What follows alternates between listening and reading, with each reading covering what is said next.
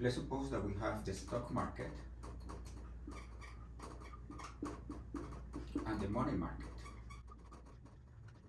Let's suppose that the stock market goes like this. You start with S0, which is the price of one stock, and then with probability P, this will change into U times S0, and this is if we get a head.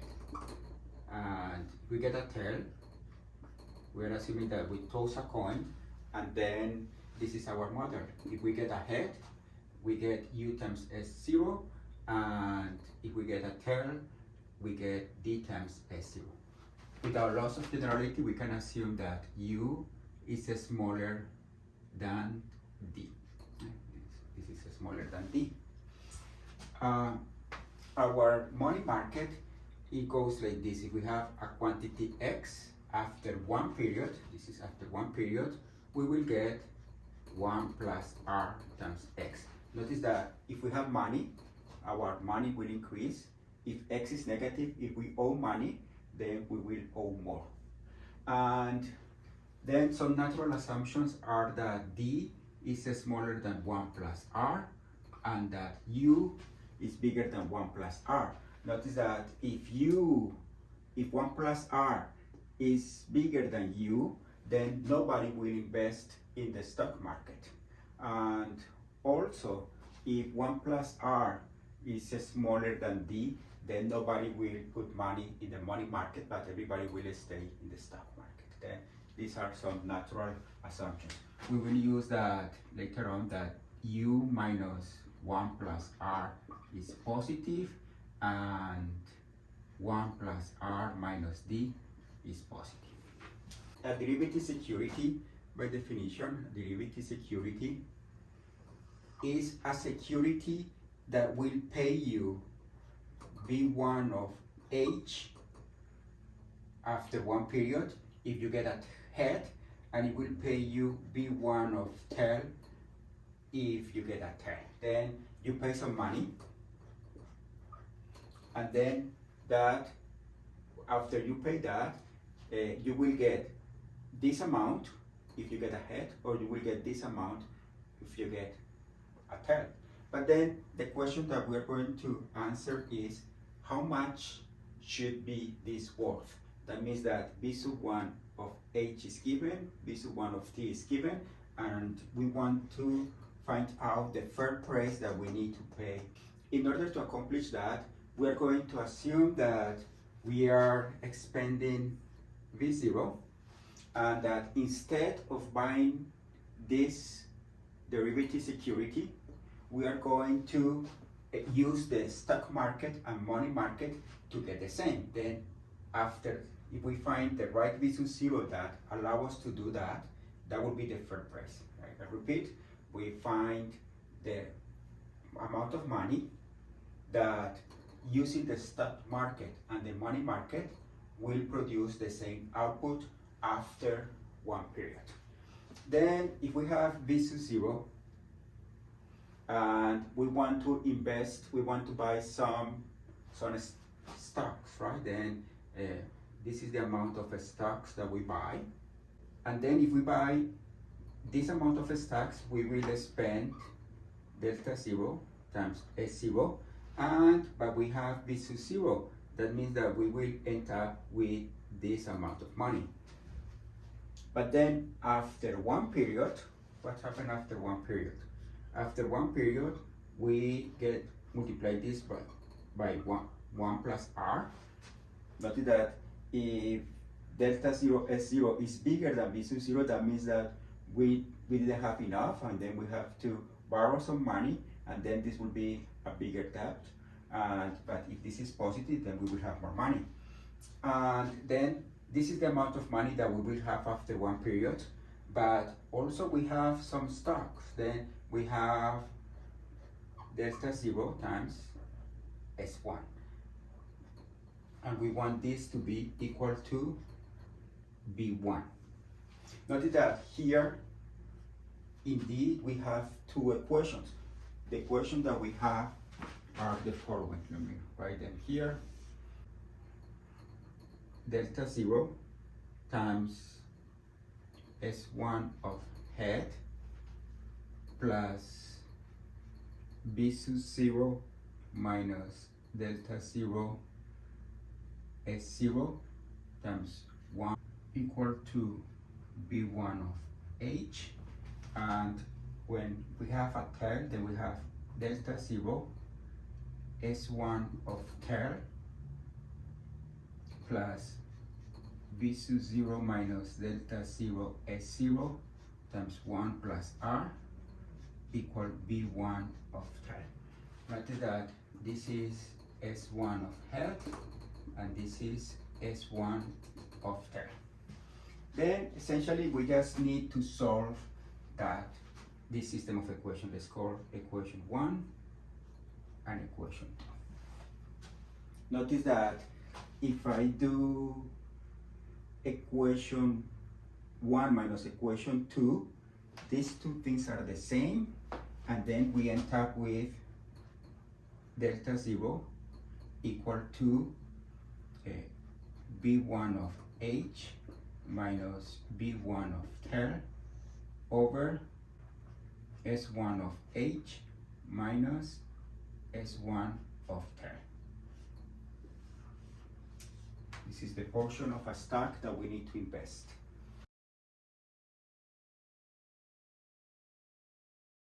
To solve for B sub 0, let's multiply equation 1 by P tilde and equation 2 by Q tilde. And let's suppose that P tilde plus Q tilde is equal to 1. Notice that we have the right to multiply this equation by any number and this equation by any other number and add the two equations. That will give us a valid equation. But we're going to be careful and select the P tilde that we're going to multiply this equation by and the Q tilde that we're going to multiply this equation by. We're going to be careful so that the sum is equal to 1. When we do that, what do we get? We get, we can factor a delta 0, we get delta 0 times P tilde S1 of H plus Q tilde S1 of tail. I'm just adding these two. And since P tilde plus Q tilde is equal to 1, when I add the two equations, I get back just plus B sub 0 minus delta 0 S0 times 1 plus R, and this must be equal to P tilde B1 of H plus Q tilde B1 of tail.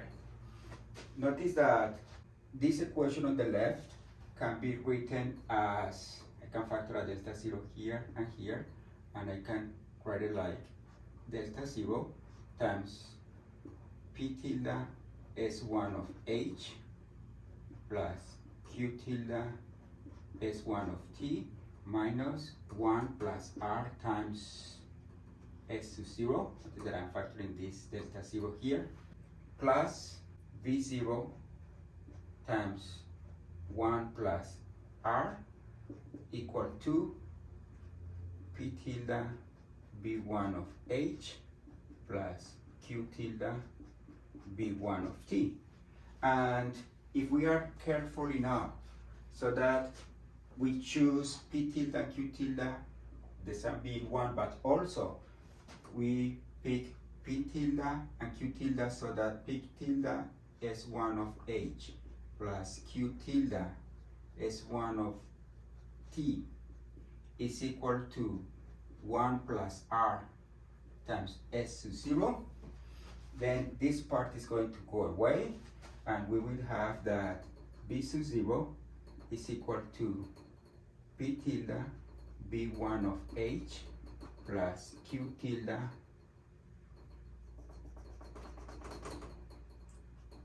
B1 of T over 1 plus R. Then this is the price that we should pay for this derivative security. Notice that to solve this system, to find the P tilde and Q tilde is relatively easy. Let's do that.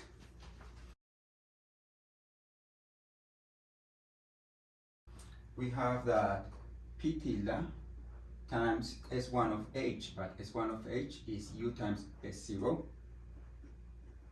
plus Q tilde S1 of T, but S1 of T is D times S0. This must be equal to 1 plus R times S0. And the other one is P tilde plus Q tilde equals to 1. Notice that here we can cancel the S0, it's a factor, and then we get these two equations. P tilde times U plus Q tilde times D equal 1 plus R. And I can multiply this equation by U and then do this equation minus this equation. When I do that, I get that Q tilde times U minus D is equal to, when multiplied by U, I get U minus 1 plus R, and then I get that Q tilde is U minus 1 plus R over U minus D. Now, if I multiply this equation by E and I do this equation minus this equation, I will get that this Q tilde will cancel, and I will get that P tilde is just multiplying and doing this minus this, I get 1 plus R minus D, and as a factor of P tilde I get U minus D. And then these are the values for P tilde and Q tilde, and this is the expression for the price. And this equation here, essentially what it says is that this P tilde and Q tilde they have the property that the mean of the values of S1 of H and S1 of T, weighted average of S1 of H and S1 of T, is equal to the amount of money that you will get if you put the S0 into the money market. Then these values will balance the money market and the stock market. Let's do an example. Let's suppose that we have S0 equal 4, U equal 2, D equal 1/2, R equal to 1/4. That means that here we have the value of the stock is 4. If we get ahead, then the value becomes 8, and if we get a tail, then this value becomes 2. This is S1 of H, and this is S1 of tail.